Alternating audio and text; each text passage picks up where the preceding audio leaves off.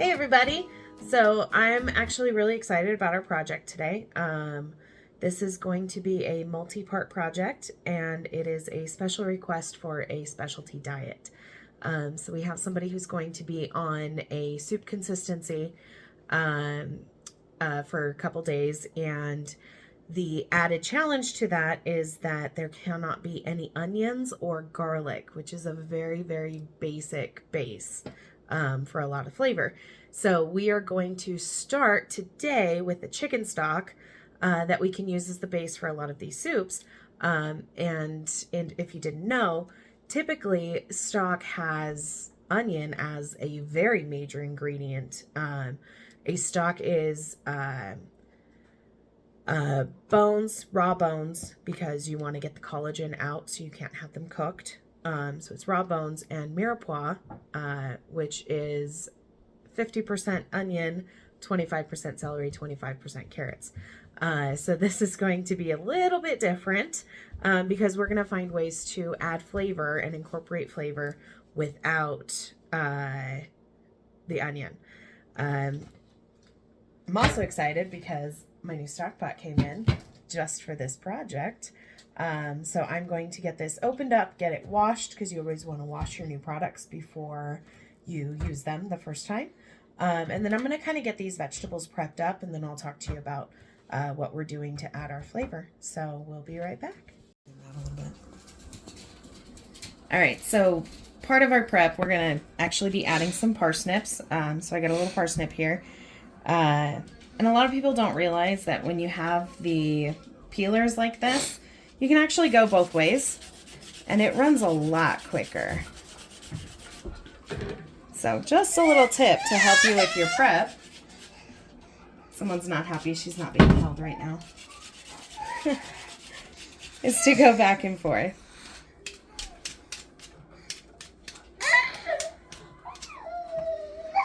There you go. All right, guys, so we're back. Took a little longer than I wanted, but we have a fresh, clean pot. And I have some vegetables prepped here. So what I absolutely cheated and did baby carrots. But I like to give them a fresh cut, so they're just cut in half. And then we have some celery, parsley stems. You actually get a lot of flavor out of the stem of the parsley, so you want to use those more so than the leaves. There are obviously still leaves on it because I didn't pick it. No real reason to. And then I have some parsnips here. So this is actually something that you can take this, add the exact same amount of water, so enough to submerge it all, and then just let it simmer. Don't boil it, but let it simmer for maybe about, I want to say an hour and a half or so. You could also do it for like 20 minutes and make it quick, and then you have a vegetable stock. But today we are doing chicken stock because we're going to do a chicken base. So I'm going to reset this camera to a better angle, and I'm going to start fabbing out our chicken because we got a whole chicken. And we're going to add some meat. Usually it's just bones in the stock, but we're going to actually allow the meat to cook in there as well because I don't have a use for it coming up, and there's no reason not to just let it add that flavor. So we'll be right back. All right, so we have our whole chicken here. What we're going to do is we're going to slice right down the middle, and this is going to separate those two breastbones. Sorry, not breastbones, but the two breast fillets.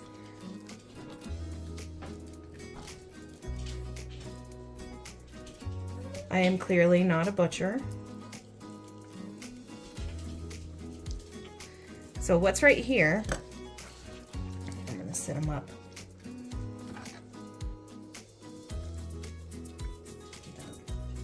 Right here is the wishbone.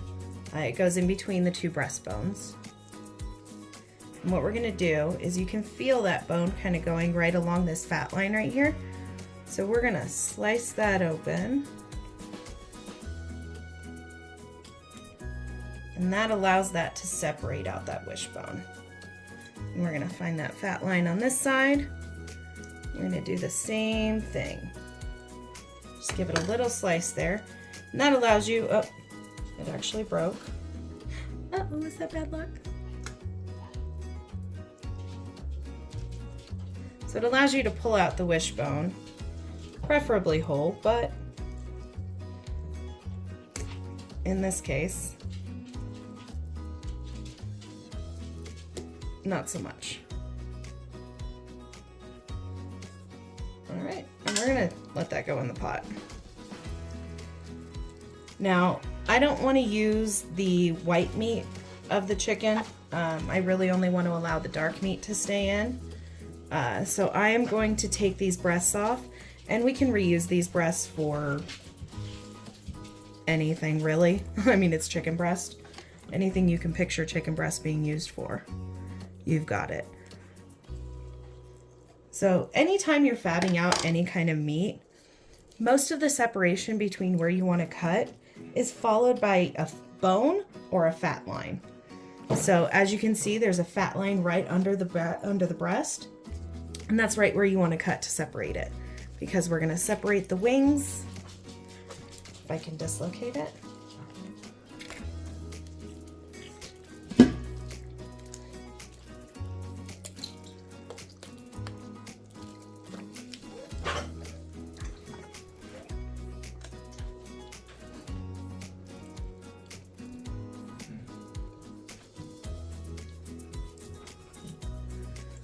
And right down this breastbone right here.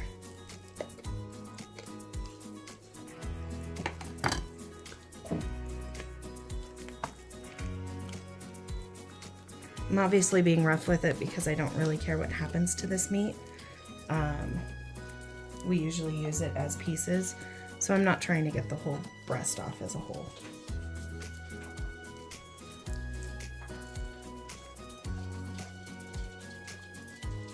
Although, there's the breast. What you saw me pull out was the tenderloin. So the tenderloin lives right here in the breast. And that's what I just took out. I may have done that backwards, I'm sorry. This is the tenderloin right here. So when you see chicken tenders, this is technically all it's meant to be, is this part of the chicken right here. But obviously we typically use the entire breast for that. I am separating the skin because I do want skinless breast. And I also don't want to use the skin in my stock.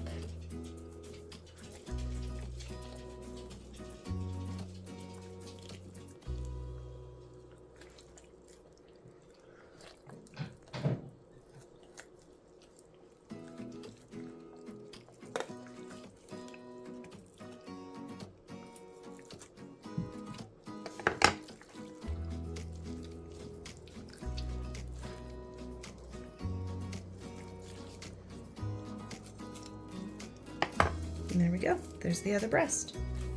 So the rest of this, we're pretty much gonna let it ride and let these bones go in the stock.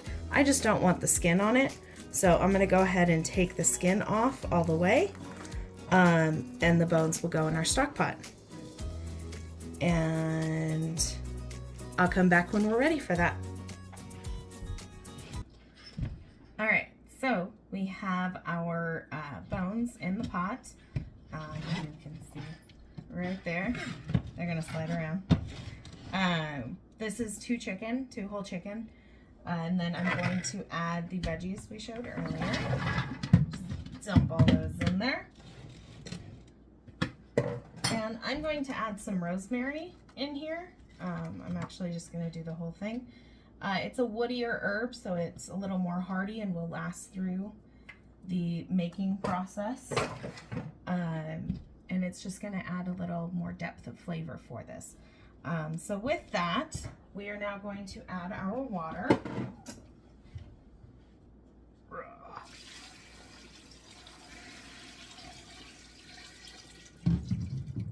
right, and then I'm going to add one more, and we're going to get this thing going. All right, so water, herbs, bones, everything is all in there. And what we're going to want to do, we want to bring this to a boil, but we don't want to let it keep boiling. So because I have the electric stove, I'm going to go ahead and set this one on high and let that come to a boil. I'm going to simultaneously set this one to a low simmer. because what happens is it takes this one a lot longer to cool down. So once we get this to a boil, I'm going to shift it over to this burner so that it can simmer without the long boil time. So we're going to bring this to a boil and we'll be back.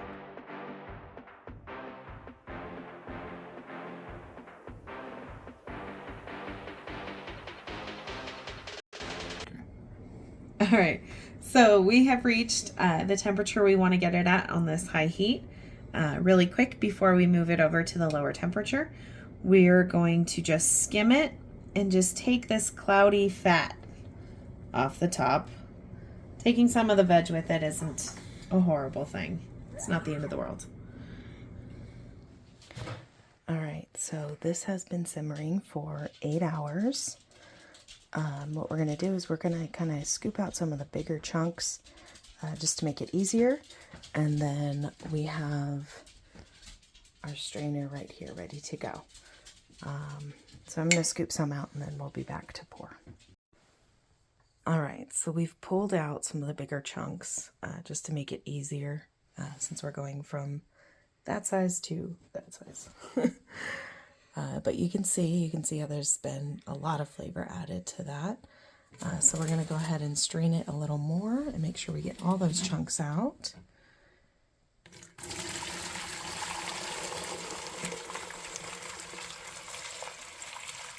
So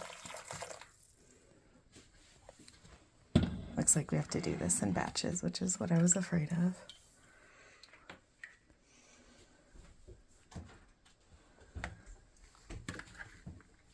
But there's our first set of chicken stock. We'll run it through a finer sieve.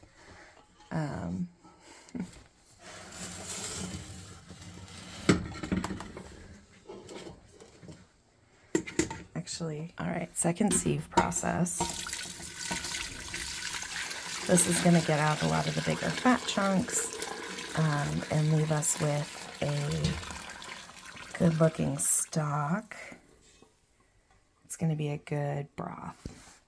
Sorry, good stock, good base for our soup. It's getting late at night, so I'm a little mixed on words. All right, so we're going to get the rest of this done, and then we'll have some chicken stock, and we'll see you in part 2. So make sure you hit that like and subscribe, and we'll keep going on adding some flavor without onion or garlic.